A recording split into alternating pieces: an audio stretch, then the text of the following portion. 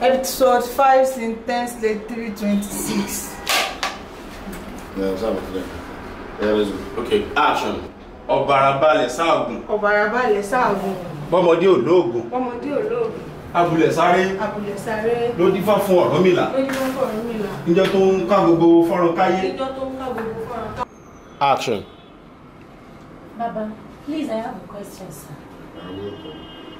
What is the meaning of shelter of money? Ahiri owo. Shelter is ahiri. Money is money. Owo. Set Coca-Cola production of cinema entertainment set. A dẹ̀ rí pé character ń kó ipa ribiribi nínú series náà. Abẹ́gẹ́ ṣàlàyé fún audience ní ráńpẹ́ irú character tí Baba Kadoso jẹ́ lórí set. Baba Kadoso jẹ́ èèyàn tó le púpọ̀ tó dẹ̀ kó àwọn ẹrù ikú jọ tí ó ń ṣe bó ṣe wù ó ń ṣe bí eréfin ó ń ṣe bí alágbára ó ń ṣe níṣe ta ló fẹ́ mú mi ṣùgbọ́n wọn tí gbogbo wa gbàgbé ni pé kò sẹ́ni tí ó lágbára jọ Ọlọ́run lọ ẹ̀kọ́ ni a fi sinimá ẹ̀kọ́ àwọn èèyàn wípé bó ti wù kó lágbára tó ò lè lágbára tó Ọlọ́run ọba tó dá wa ọba dẹ̀ rẹ̀ ńlẹ̀ kó gbàgbọ́ pé Ọlọ́run ju gbogbo wa lọ nínú ìwà nínú ìṣe tó máa ṣe sí ọmọlàkejì rántí ọ̀la kò sí nǹkan tó ń jọ́la ju Ọlọ́run lọ Ọlọ́run gangan ló yí ọ̀la so bó bá ṣe fẹ́ kí ọ̀la ẹ rí bẹ́ẹ̀ ni kò ṣe wùwà Baba Kadoso ẹni tí ó mú gbóni. Where you happen to be Ifákẹ́yẹ, the character Ifákẹ́yẹ. So a fẹ́ kẹ́ ṣàlàyé ní ráńpẹ́ fún wa irú character tí Ifákẹ́yẹ jẹ́ ní Coca-Cola. Ifákẹ́yẹ jẹ́ babaláwo ló sì ṣe òtítọ́. Àǹfààní wà láti jèrè òtítọ́ àti ṣe àwọn àwòrán lára Ifákẹ́yẹ.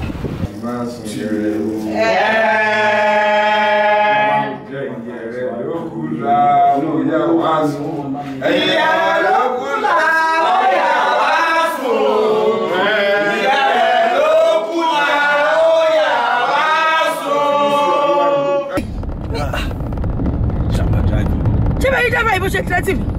Àti ẹ̀ máa wẹ̀. Kí ló tó ń jó ní disi àárín? mi ò jó ọ̀nà yìí ní í ṣe gbàgàgbàgà tí mo tẹ̀lé mẹ́rin ṣe. Ifákẹ́yẹ ó jẹ́ babaláwo tí ó fi ojú àmì kan burúkú hàn láti jẹ́ ká má lè dédì nǹkan tí ò dáa ó fi àmì hàn láàrin nǹkan tó dáa àti nǹkan tí ò dáa so ó jẹ́ olùtọ́sọ́nà láti ṣe rere ní ayé. Ẹ ṣe dáàdì, kí wàá ní ìyàtọ̀ tó wà láàárín róòlù Ifákẹ́yẹ nínú iṣẹ́ yìí? Lọ́la rí pé àwọn àmì kọ̀ọ̀kan wà tó fẹ́ dá yàtọ̀ ráńpẹ́ gẹ́gẹ́ bí digital world tá mú wọnú iṣẹ́ Ifá. Lórí set Coca-Cola. Ifákẹ́yẹ lo kọ̀ǹpútà. Bẹ́ẹ̀ ni, kí wàá ní àwọn nǹkan tí ẹ rí sí? Kọ̀ǹpútà náà ti wà lórí system gbogbo nǹkan tá a bá máa ṣe ká fẹ́ education kan. It's Cinemash. You know what to do. That's it.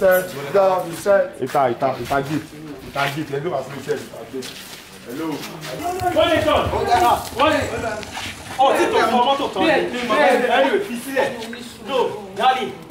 Sorry to close it.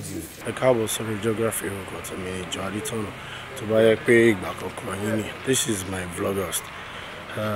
Different things we might share about activity me throughout the month of August. Right now I'm shooting a series, I'm direct series titled Coca-Cola. And this whole vlog is gonna be about the series. Location, and you can see. Orúkọ mi ni Osumare Akọni tí gbogbo èèyàn mọ̀ sí olóhùn iyọ̀ ìyàwó babaláwo. Ẹ jọ̀ọ́ kí ni character yín lórí set Coca-Cola? Ògúngbèmí ni character tí mo play tí ó máa ń ṣe oògùn ká tí mo jẹ́ olùgbàkejì tí mo dàbí aládojúkọ sí Ifákẹ́yẹ tó ń ṣe oògùn tú sílẹ̀ tó ṣe ẹ̀mí ń bà á jẹ́ ní àwọn ń túnṣe. President Jola gbìyànjú sọ fún wa ní pé ẹ̀yin ni director opposite Fákẹ́yẹ gẹ́gẹ́ bá wọn ṣe jẹ́ àwọ̀ funfun. Ẹ̀yin jẹ́ ìdàkejì. Kí lẹ wá ní láti sọ nípa amúgbálẹ́gbẹ̀ẹ́ yín ìyẹn ọmọ awo sí lórí set Coca Close? Tí mo rí sọ nípa àwọn amúgbálẹ́gbẹ̀ẹ́ mi ní pé ní tí èèyàn bá tọ̀ làwọn ọmọ ẹ̀ náà máa tọ̀. Béèrè lọ́wọ́ èèyàn tí ò ní làákàyè pé àwọn ọmọ tó wà lẹ́yìn ẹ̀ báwo ló ti fẹ́ rí ìkọ̀kan náà ni wọ́n máa bá lọ́wọ́ wọn. So èyí tó ń ṣe dáadáa yẹn náà á bá dáadáa lọ́wọ́ àwọn ọmọ tó bá kọ ibi tí n bá mọ̀ ní màá ṣàlàyé fún àwọn ọmọ so bó ṣe rí mi. ó bá láyọ̀ láti wà nínú Olúwa Olúwa lórí ìjókòó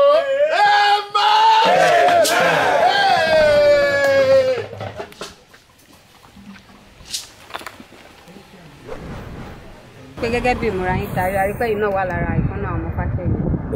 Abẹ́kẹ́ ṣàlàyé mi ò sọ ọmọ àgbà falẹ̀ mi. Àgbà falẹ̀ yín náà ní ọ̀dọ̀ Fákẹ́yẹ. Bẹ́ẹ̀ni bàbá wa ní Fákẹ́yẹ. Exactly lórí set Coca Close. Bẹ́ẹ̀ni. Àwọn abẹ́kẹ́ ṣàlàyé fún wa ráńpẹ́ irú kárátà Fákẹ́yẹ jẹ́ káwọ́ fi yẹn. Fákẹ́yẹ jẹ́ babaláwo tó dáa tó gbóńtọ́ onífá ni bàbá wa Fákẹ́yẹ tí wọ́n sì lóòótọ́ ìyẹn Lalude tèmi náà dẹ̀ jẹ́ ọmọ Ifá wọn.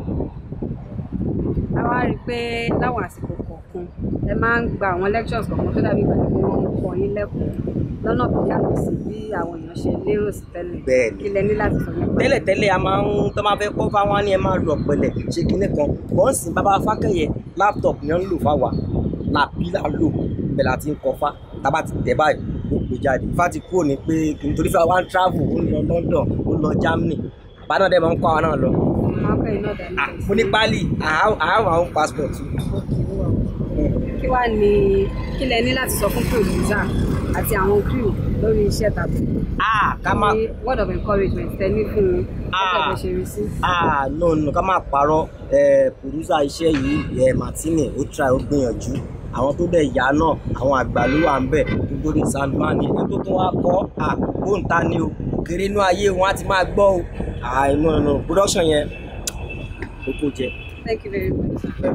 Bàbá Kàndóso ẹni tí ó mú gbó ni ẹni tó mú gbó tó dẹ̀ kó àwọn èèyàn jọ tó dẹ̀ ń lọ́ni lọ́wọ́ gbà tó dẹ̀ ń pààyàn tó ń ṣe játijàti rédèrèdè ṣùgbọ́n mo rò pé níkẹyìn ọwọ́ pálábá bàbá Kàndóso ọwọ́ pálábá ẹ̀ ségi ẹ̀kọ́ lélẹ́yìí jẹ́ fún ẹnikẹ́ni tó bá ń lo ọwọ́ agbára lórí àwọn ènìyàn tó gbàgbé pé tírú ẹni bẹ́ẹ̀ gbàgbọ́ tírú ẹni bẹ́ẹ̀ gbàgbé wípé Ọlọ́run ń bẹ èèyàn sì wà kò jù bẹ́ẹ̀ lọ.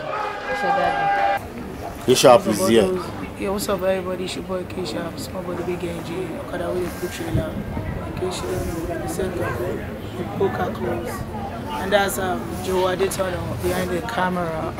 Kí wàá ní láti sọ ráńpẹ́ nípa Coca Close entirely.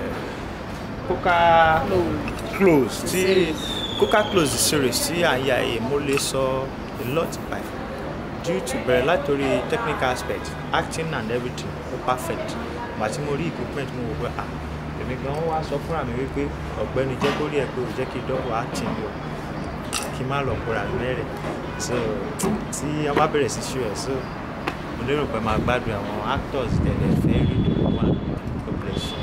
Thank you very much. Yes. Kí lẹ́yìn máa mú? Mímu. Máa